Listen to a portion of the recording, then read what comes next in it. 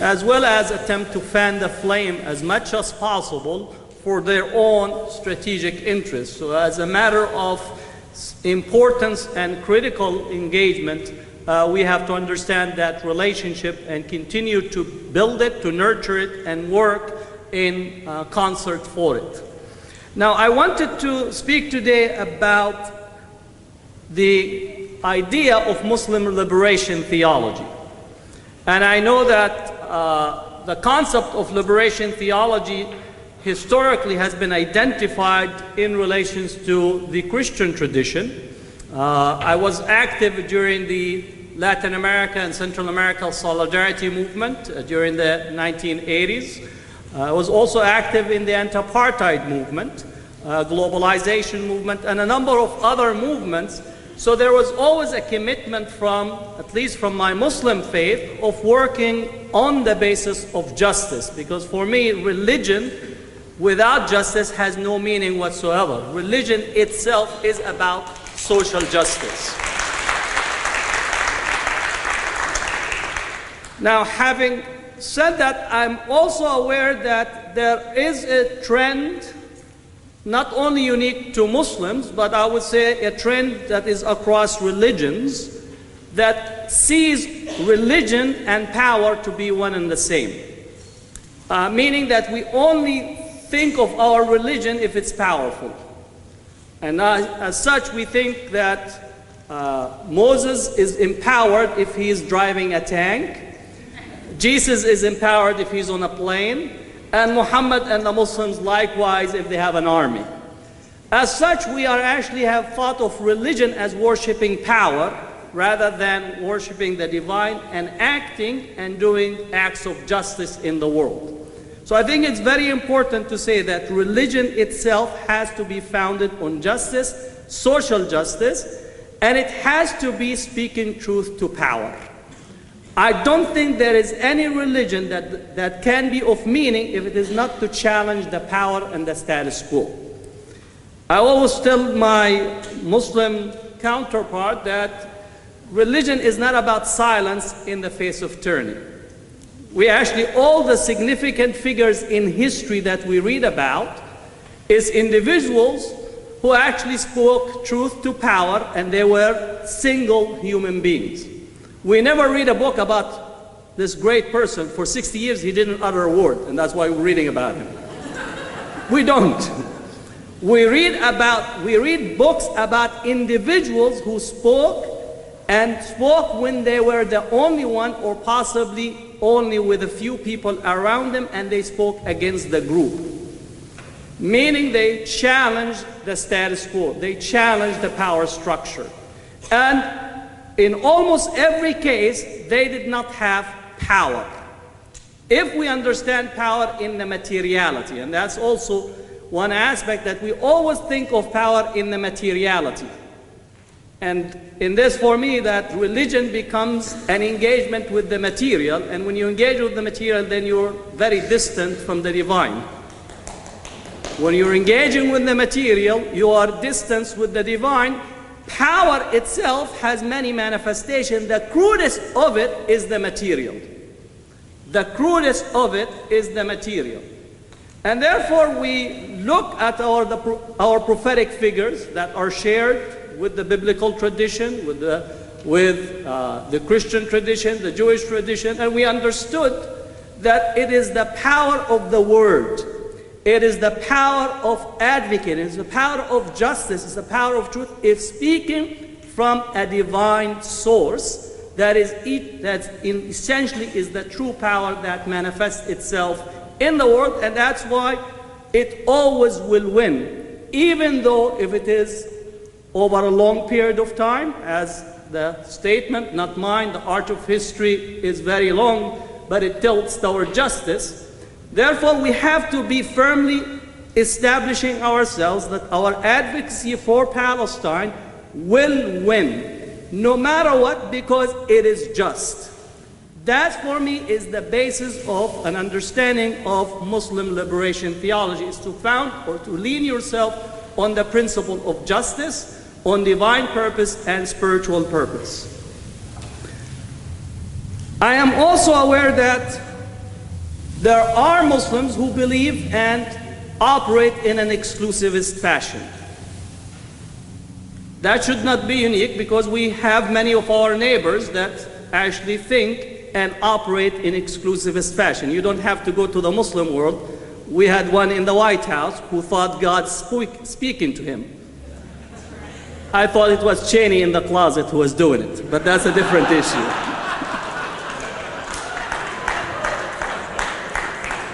So exclusive articulation of religion is not exclusive to Muslims. But I also want for us to be aware that when we think of Muslim and Islam today, we have to think of them as colonial categories.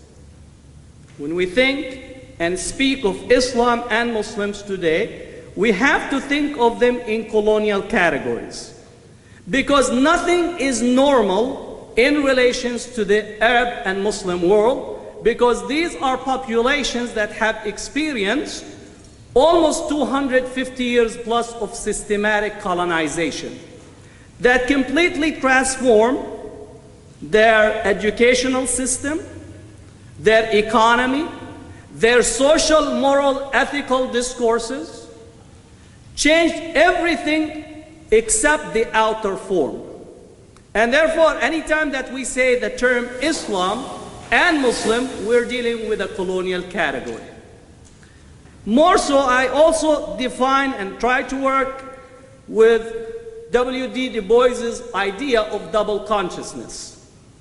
Muslims are operating in the world today with double consciousness, acting their Muslimness as it has been defined and prescribed for them during colonial discourse.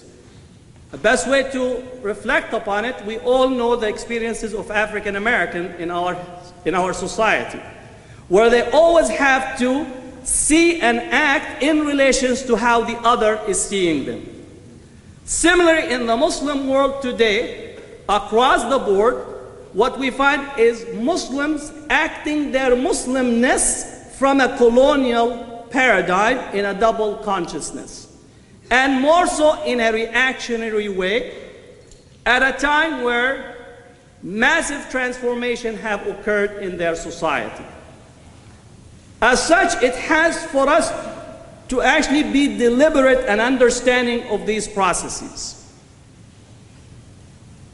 These processes have resulted in the following. One is constructing of an exclusivist dominion or exclusivist vision, in the sense that the colonial structure said that you have no meaning except by being or following an imitative project. As a reaction to that, it says that our identity, who we are, is actually completely wholesome in relations to you. That for me is acting Muslimness rather than being a Muslim. And I distinguish between acting Muslimness versus being a Muslim, which is a completely different categorization altogether. Second, the colonial structure was very much engaged in a violent enterprise. The colonial structure was engaged in a violent enterprise. Just for our own history, and I know in the United States of amnesia, because history for us is what I had for breakfast. Right? Yesterday is just, I can't really think. George Bush, who? I can't even. Our history has been shrunk, but we need to think in terms of historical perspective as well as a global perspective simultaneously. Now, in 1994, as Nelson Mandela won the election in South Africa, that brought to end settler colonialism in the African continent. 1994. Nelson Mandela brought to an end settler colonialism in the African continent. By the time we enter into the 20th century, all of Africa was a colonial enterprise, from top to bottom, from east to west. Now Africa is in a post-colonial structure, and post-coloniality, if you study Edward Said and others, have to be understood, where The military colonial troops have left, but the mental colonialism is still there. That's why Stephen Biko, he says the most dangerous weapons in the hands of the oppressor is the mind of the oppressed. The structure of colonialism is still effective in relations to the education, the economy, social structures, and we're still going to have generations before we can actually emerge from post-coloniality to decolonization project. That's very important because often you hear somebody says, oh, Africa, they've been killing each other. Oh, they're so poor. Anyone who says this is completely an ignorant person and belongs to a certain class of people. Africa is the richest continent in the world. Every year, Africa sends out to the Northern Hemisphere close to $140 billion. We give about $5 billion in aid, but we rob about $150 billion from them on a yearly basis.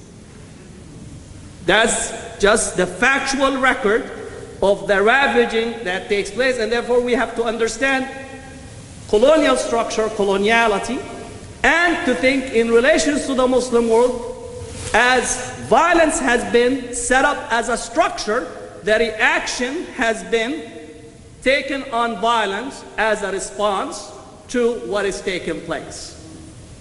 Now this can be often thought, well, you are apologizing for the Muslim world. I'm not apologizing. I could sit in here and we could just debate blood for blood, even though blood is not an argument.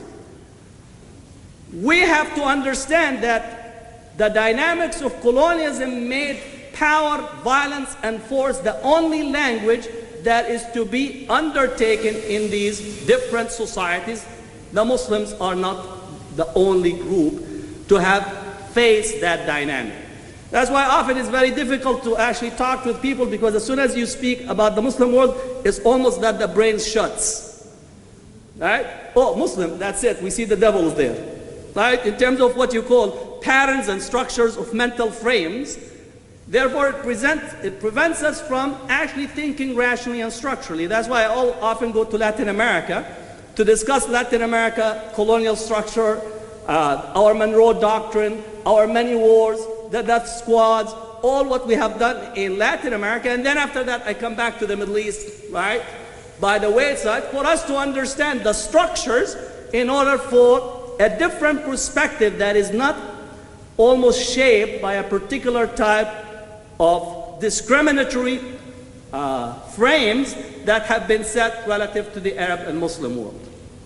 So it's very important to think that the second element of this is the centrality of violence in the discourses for Muslims' engagement in the modern world. The third, Muslims have accepted modernity in relations to capitalism. So capitalism and modernity have been wedded to one another. So for example, you should not be surprised that in parts of the Muslim world, when they speak about Islamic economics, it's nothing other than having Bismillah in the top, by the name of God, and then capitalism, and at the end, praise be to the Lord. That has been part and parcel of the structures that have been in place, and Islam has been transformed through colonial discourses and others into a capitalist enterprise, fitting in every category that you speak about. And therefore, we should not think of it only as an isolated, but rather part of a continuum. It adds insult to injury in many places because you have oil. And that's the only time where the Northern Hemisphere loves something that's black when it comes to oil. Usually it's structural racism. Right? In Texas, they love that black thing that's called oil. But they don't want to have somebody who is their neighbor that happens to be of black skin. Right? So these are, I try to, at the same time, also confront structural of racism and how we approach each other. But the capitalist economic paradigm has been part and parcel of the structure that is in place. And therefore, I would say there's not much difference between Muslim capitalists and Northern Hemisphere capitalists. They all belong to the same country club that you and I are not allowed in it. Therefore, I myself, when somebody says, well, you're a Muslim, yes, I am Muslim, but I don't have anything in common with Hosni Mubarak. I don't have anything in common with Gaddafi. I don't have anything in common with much of the Gulf state kings and queens and princes, right? Because their framing is a different framing altogether. Because they, once again, they think of Islam as a top of a tank. They think of Islam as part of a capitalist enterprise. They think utilization of violence is the only language that they know, which essentially is the same language that Bernard Lewis said, that the Arab world does not understand except the language of the stick or force. And therefore, if you use that frame on people, you should not be surprised that that is the return and the response that people get in relations to their conduct. So, to think of the economy and to think about the structures that comes out of this economic behavior. The fourth element is in terms of thinking about the social structures that are in place. The social structures that are in place. There has to be a distinction between Islamic legal prescription versus social structures prescription. They're not one and the same. And what often, and this is what Ibn Khaldun, for those who have read it, says that al-asabiyya, which is a form of proto-nationalism that is based on tribalism, has been far more stronger an ingredient in the structure of Arab Muslim societies than actually religious discourse. And therefore, what often happened is that these social structures were taken and put on a religious garb over it. So instead of the tribe being a tribe, it becomes a tribe with God giving the stamp of approval for it. And that stamp of approval, related to the other three dynamics, actually extends far more dominance and power relative to these groupings that are there. So this is, I'm shrinking a whole semester class of social history, political history, and religious discourse. But let me try to summarize some things for us to have questions and discussions, because I think there are many questions that need to be asked. How do Muslims approach the issue of Palestine? That's an important question. Both Palestinian Muslims as well as the broader Muslim world. Now, Muslim Palestinians, that is their land, with their Christian and Jewish counterpart. For many people, they don't realize that one of the oldest Jewish community is the one that is Nablus, where I am from. Right? The Sumerian Jews in Nablus is some of the oldest group of Jews that exist, and they still are Palestinian.